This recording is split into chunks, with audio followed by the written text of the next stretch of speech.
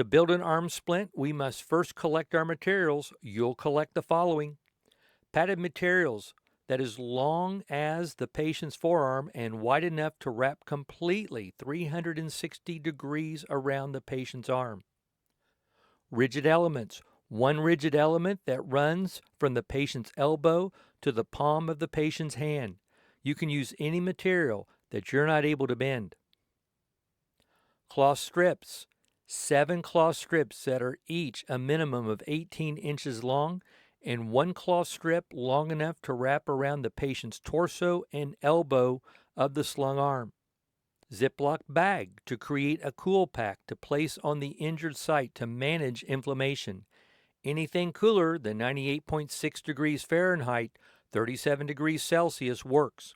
Ice water, water from a lake or stream, and cool mud are all items you can place in the Ziploc bag to create a cool pack. Triangle bandage, shemagh, or a long sleeve shirt to be used as an arm sling. Now let us build the splint.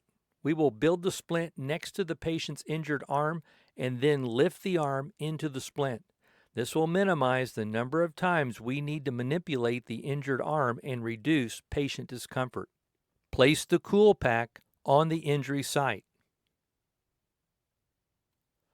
Remove all jewelry from the patient's hand, wrist, and arm. Lay down 6 cloth strips, 3 cloth strips between the elbow and the injury site, and 3 between the injury site and the patient's hand. Lay down the rigid element on top of the cloth strips. Lay down the padded material on top of the rigid elements. Remove the cool pack from the patient's arm. Using both your hands, lift the patient's arm and lower it into the splint in one smooth movement. Replace the cool pack on the patient's arm at the injury site. Wrap the padded material completely around the patient's arm. Leave an opening at the injury site so that you may replace the cool pack. You should not be able to see the patient's skin or clothing through the padded material. Starting at the patient's elbow, tie each cloth strip tight, so tight that you're not able to squeeze your finger between the cloth strip and the rigid element. Ask the patient if the tie is too tight while you're tying.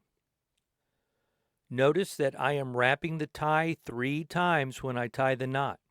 This increases friction and keeps the knot from loosening over time. I tied a knot using bunny ears so that I may easily untie the strip if I need to adjust it later. Now we must immobilize the patient's hand. Using a cloth strip, wrap around the patient's hand and the rigid element and tie. Tie just tight enough to keep the patient's hand immobilized.